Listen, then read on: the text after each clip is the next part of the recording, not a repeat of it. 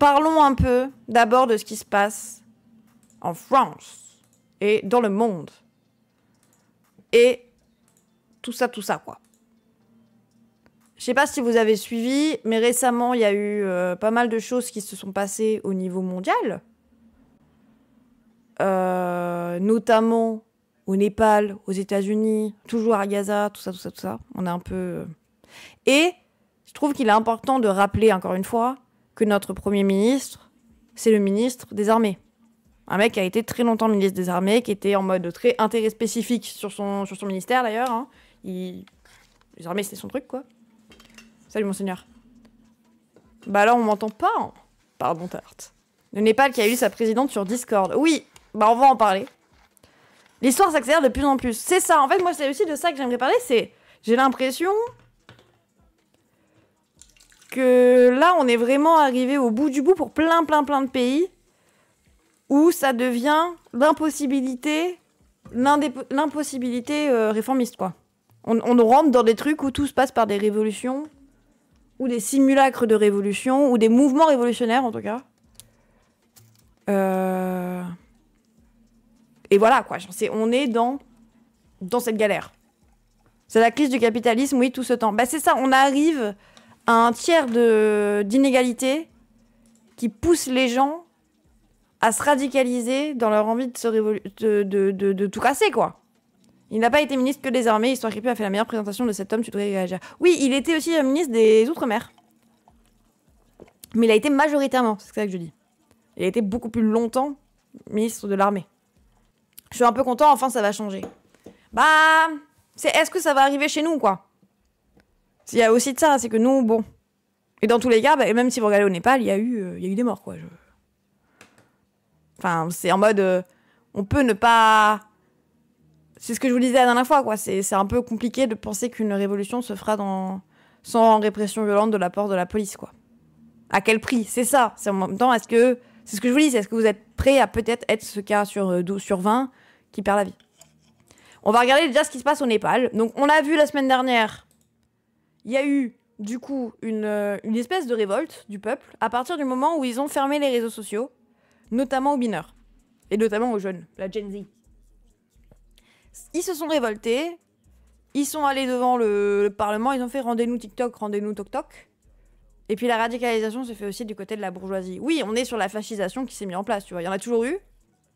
Oui, j'ai vu qu'il y avait la vidéo d'un Anglais au Népal qui était là-bas par hasard, genre il était en vacances, le boug. Et qui du coup s'est retrouvé à faire un buzz de fou. Mince, là. C'est juste un petit message pour dire de penser à t'abonner, de penser à nous rejoindre sur Twitch si jamais, et surtout, si t'as les moyens, et si tu peux soutenir mon travail, directement faire un don sur PayPal. Merci YouTube. Népal, c'est le côté que vous ne voyez pas. Donc le mec a l'habitude de se réveiller un peu partout, et là, il était au Népal, il s'est réveillé, il y a eu un soulèvement, alors qu'il était là depuis quelques jours, vous voyez. C'est vraiment le gars se réveille dans le chaos, quoi. Building is burned through!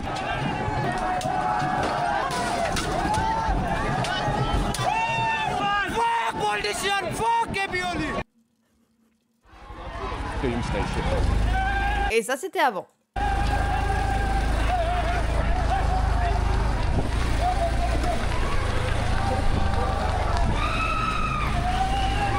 bah oui, il y en a ici.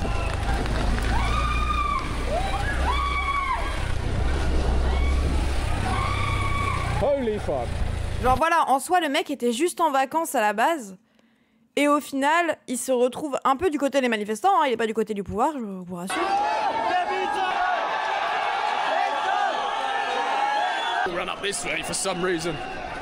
Et du coup, il se retrouve à un peu documenter, sans que ce soit prévu, la révolution de l'intérieur. Moi, je vais utiliser le mot révolution, parce que là, on est littéralement sur un peuple qui se soulève contre son gouvernement, donc je trouve que ça n'est pas bandeur de dire révolution, c'est littéralement la définition.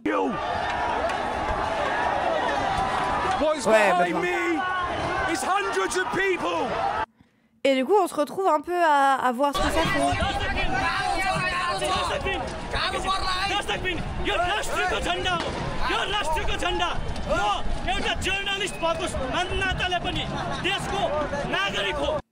Et je sais pas, il y a...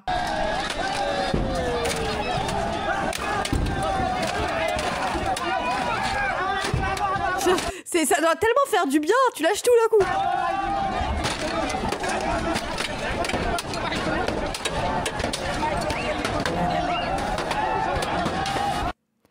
Je sais pas.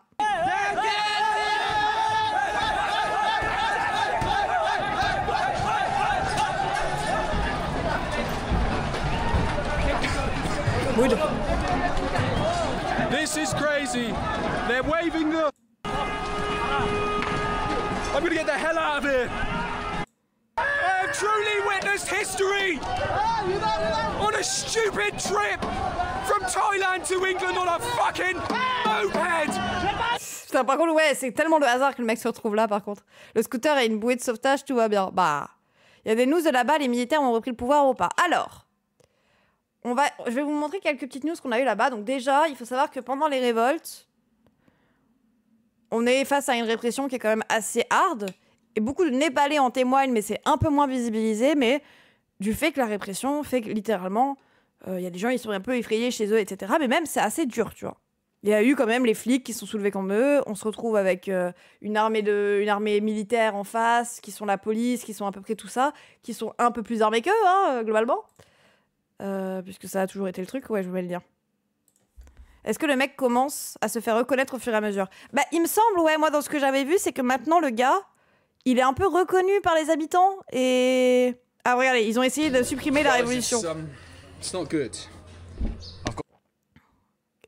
Et genre, ils ont essayé de supprimer sa vidéo, tout ça. Et lui, il va interviewer les gens qui parfois tombent un peu sur lui, etc. My motorbike back. So. Et il est devenu népalais, en fait. Littéralement. Ah, statue of Kali. Thanks, man. Allez, on le retrouve un peu partout.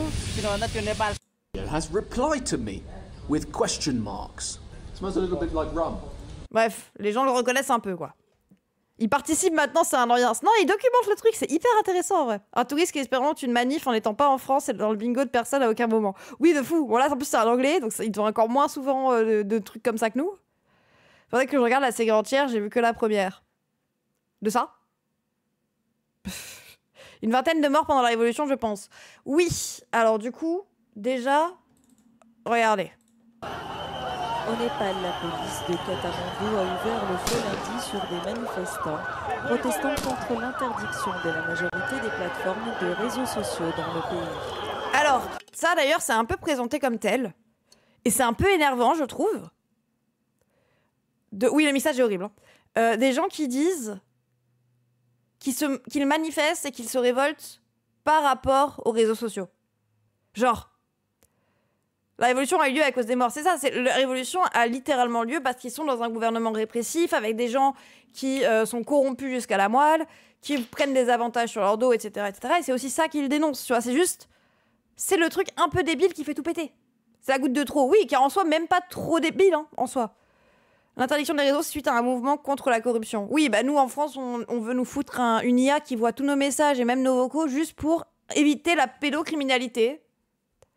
Alors bien sûr, évitons la pédocriminalité, je suis d'accord. Hein. Mais c'est pas par là que ça passe. Bon, c'est pas grave. À la base, c'est LinkedIn. Non, à la base, c'est tous les réseaux. C'était la Gen Z en plus. Mais je pense que LinkedIn est considéré peut-être comme un réseau là-bas. Mais non, c'est tous les réseaux qui a fait qu'ils se sont soulevés comme en France, ça a été la taxe. En France, je vous rappelle que les gilets jaunes, ça part. Il va falloir payer plus cher et plus de taxes sur le carburant. Qu'aujourd'hui, on paye beaucoup plus cher hein, déjà qu'à l'époque. Avec l'inflation, tout ça, tout ça. La fermeture des RS, ça a juste été la goutte qui a rallié le peuple à la Gen Z déjà dehors. C'est ça. Ça a démarré avant la censure du réseau. Oui, en soi, il y avait déjà pas mal de répression, tout ça. Mais c'est la goutte d'eau qui fait déborder le Wart. C'est la gauche au pouvoir, le Parti socialiste. Alors, c'est des gens qui se présentent comme communistes, comme marxistes-léninistes. Je te rappelle que Hitler, du coup, se présentait comme socialiste et que la République de Corée du Nord se présente comme une république démocratique. Maintenant, tu as ta réponse. C'est qu'effectivement, c'est drôle de prendre des noms et ne rien appliquer de ce qu'est la doctrine. Et si tu regardes bien tout le fonctionnement, il n'y a rien de marxiste, de léniniste, ni de communiste. Salut, quoi, tu sais. Oui, la police a ouvert le feu sur la foule et a tué des gens. Bah, le marxiste-léniniste. C'est logique que les nouvelles lois, du moins, c'est ce que j'ai entendu. Hein? C'est logique que les manifestants réagissent comme ça. Bah oui, mais après en France, on aurait été choqués dès le début. Après, il n'y a pas forcément de logique à avoir. Rien n'est rationnel non plus dans la réaction. Ça aurait pu en être une autre. C'est celles qu'ils ont choisies et c'est pas à nous de décider, quoi. Pas tous, mais beaucoup RS qui ne sont pas mis en conformité avec la nouvelle loi, du moins c'est ce que j'ai entendu. Ok. Pendant les printemps arabes en Égypte, le mouvement a démarré lorsque les réseaux sociaux ont été interdits. Oui, c'est vrai. C'est vrai que ça peut faire un peu écho à ça. Bref, du coup, regardons un peu. Le bilan provisoire fait état de 11 morts et de dizaines de blessés. Les manifestations ont tourné à l'affrontement lorsque les foules ont franchi des barbelés et encerclé le Parlement. La police anti-émeute a répliqué avec des gaz lacrymogènes et des canons à eau. Les autorités népalaises ont bloqué l'accès à des plateformes comme Facebook, X et YouTube, estimant que ces entreprises... Donc bloquer l'accès à des plateformes comme X, YouTube, etc., etc. En France aussi, la police tue 10 innocents, mais ils étaient à ça sur une année. D'ailleurs, les gens, j'ai regardé le débat, là, rediffusé par PDH de la Save, avec Linda Kebab et Abdoulaye Kanté, sur les violences policières. Le point serré un peu, hein. Respecter l'obligation de s'enregistrer et de se soumettre à la surveillance du gouvernement.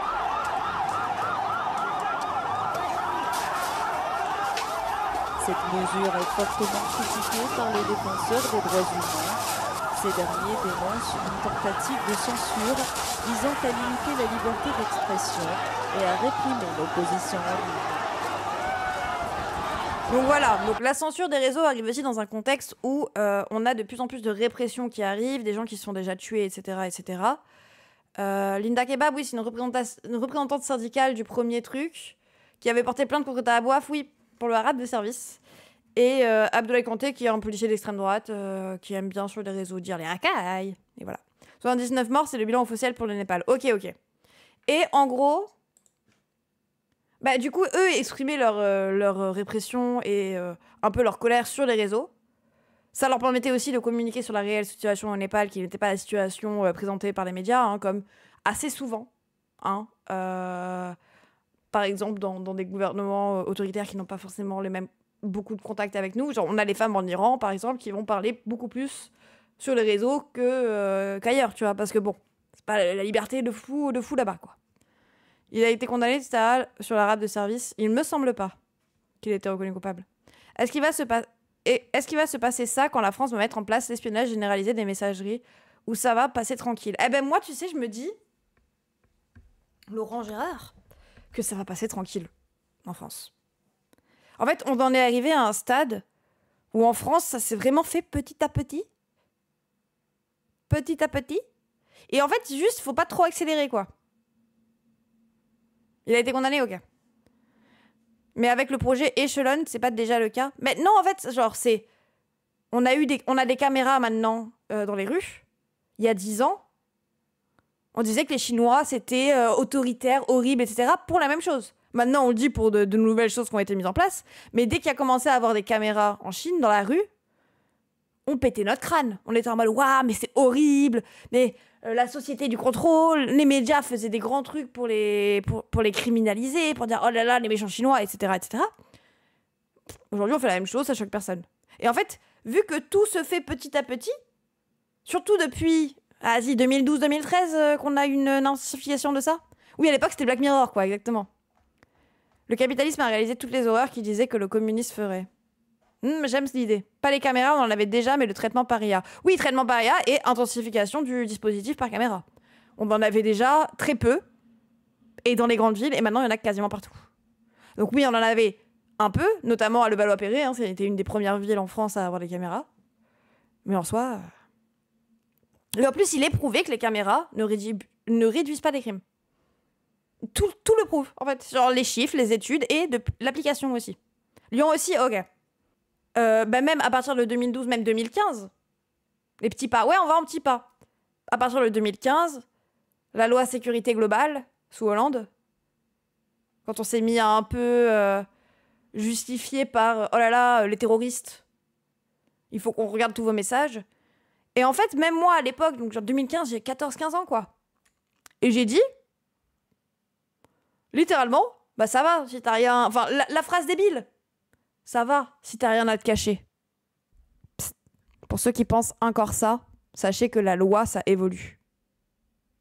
Et que peut-être vous n'avez rien à cacher, mais que quand il y aura un gouvernement fasciste, ce qui est de plus en plus un risque qu'on a en France, il y a moyen qu'à être de gauche, avoir certaines positions de gauche, ça soit illégal et rétroactif. Donc vous avez peut-être pas envie que ça soit dans vos dossiers. Moi, j'ai ça.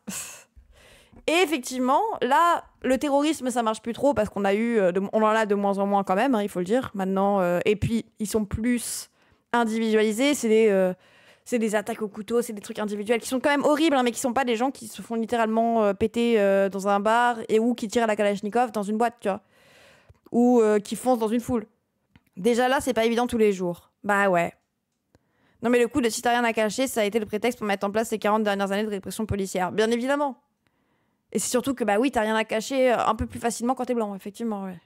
On te cachera quand il y aura des rafles. Oui, et puis on peut trouver des trucs, tu vois.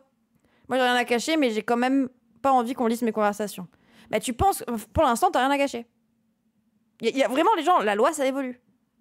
Il y a moyen, je sais pas, que dire tuer les riches, qui est une phrase qui veut rien dire en soi, mais bouffer les riches, des trucs comme ça, bientôt ce sera illégal, tu vois. L'État islamique a perdu la guerre, ça explique pourquoi il y a moins d'attaques en Occident. Ouais, c'est très simpliste comme truc. Il y a aussi beaucoup de répression qui fait que... Mais non, en fait, la répression n'arrête pas les choses, c'est juste que on n'est plus forcément une cible principale. Mais, bah ouais, on arrive à un état de répression, sauf qu'en France, j'ai l'impression qu'on l'accepte vraiment parce que ça va assez petit à petit. Les gens se font arrêter pour avoir un drapeau palestinien. Oui, voilà, par exemple. Être pro-pal avant, c'était normal. Genre, littéralement, je sais que ça peut sembler bizarre. Il y a toujours eu cette accusation d'antisémitisme qui était latente. Mais moi-même, pour avoir été pro-pal à partir des années fin 2010, les années fin 2010, tu vois, genre 2018-2019, donc quand j'étais majeure et que je me suis vachement renseignée sur le truc et que genre j'ai chialé devant des vidéos, etc., etc., à une époque, c'était pas criminalisé comme ça, quoi. Et il n'y avait pas de génocide. Enfin, on peut dire qu'il y avait en soi un génocide parce qu'il y avait un but de faire disparaître une population ethnique et qui était caractérisamment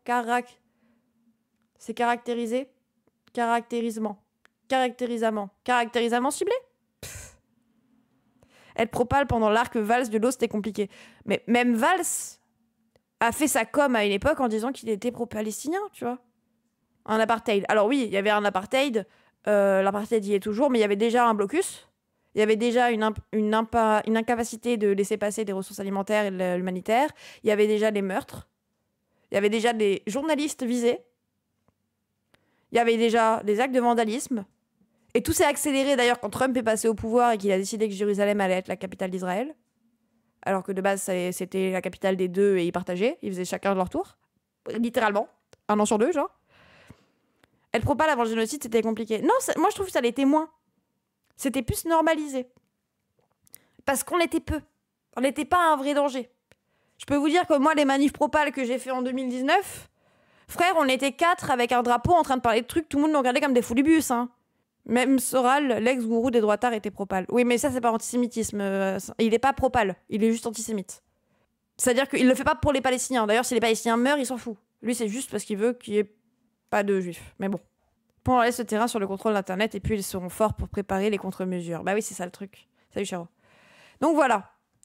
Et du coup, ce qui se passe au Népal depuis, sachez que vu que c'est un peu une révolution qui vient des jeunes, ils ont élu une nouvelle première ministre sur Discord.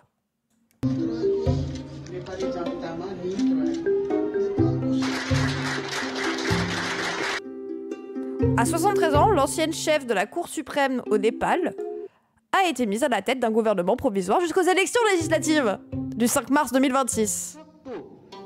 Nous ne resterons pas ici, quelle que soit la situation, nous assumerons nos responsabilités et nous nous engageons à passer le relais au prochain Parlement et au prochain ministre. Donc voilà, donc elle est là par intérim jusqu'en 2026. Et quand il y aura des vraies élections, donc dans un an, en mai ou mars 2026, les millions de Népalais ont pu voter. Eh bah oui, sachez que du coup j'ai appris qu'on pouvait être énormément sur le même Discord. À base de, on peut être 20 millions sur un Discord. Donc ils ont pu. C'est ouf cette histoire, vraiment hein. Mais du coup, je me dis, il y avait vraiment un Discord. Comment tu rejoins ce Discord? Genre, est-ce qu'il y avait des QR codes dans la ville? Ils se sont mis d'accord sur Discord pour plusieurs millions, c'est hilarant. Oui, voilà. Il y a une limite aux vocaux, mais il n'y a pas une limite à Discord. On peut aussi créer des millions de faux comptes. Alors, je ne pense pas que ce soit ce qui a été fait. Je pense que là-bas, si c'est un Discord géré par un État... Cette nomination intervient plusieurs jours de manifestations particulièrement violentes. Vous voyez, genre, il y a un moyen... Il y a littéralement moyen de... Tu ne penses pas, ok. Ils étaient 140 000 sur le Discord. Les gens, on a France Connect en France. Vous pensez qu'au Népal, ils sont sous-développés ou... Allô? Vous pensez vraiment que, vu qu'on est les Européens, on a réussi à inventer des trucs que là-bas, ils peuvent pas faire? On a littéralement France Connect. Pour faire des pétitions sur l'Assemblée nationale où vous devez voter et vous pouvez signer avec votre empreinte de carte d'identité. Ça craint le vote électronique, mais ça peut dire un vote par Discord. Dalsim, tu ne fais aucun effort. Cette nomination intervient après plusieurs jours de manifestations particulièrement violentes. Et non, on ne craint pas. Hein. Je te rappelle qu'on a parlé de la loi du plomb ici et que la loi du plomb, elle était signée sur Internet. Par des gens qui l'ont validée avec leur carte d'identité et leur France Connect. Et oui, on fait comme ils pouvaient. Tout a commencé quand la police a ouvert le feu sur des jeunes qui manifestaient contre le blocage des réseaux sociaux et la corruption du gouvernement. La police a tiré les balles qui m'ont marqué, mais ont atteint un ami qui se tenait derrière moi. Il a été touché à la main. Il continue de tirer de Parlement. Donc ils sont tirés dessus de la part du Parlement, quoi. Au total, 72 personnes sont mortes durant ces manifestations. 72. Ouais, bref. C'est la crise la plus meurtrière survenue au Népal depuis l'abolition de la monarchie en 2008. Des jeunes réunis sous une bannière de Génération Z ont investi les rues de la capitale. Et se sont retrouvés sur la plateforme de discussion Discord afin de renverser le Parlement.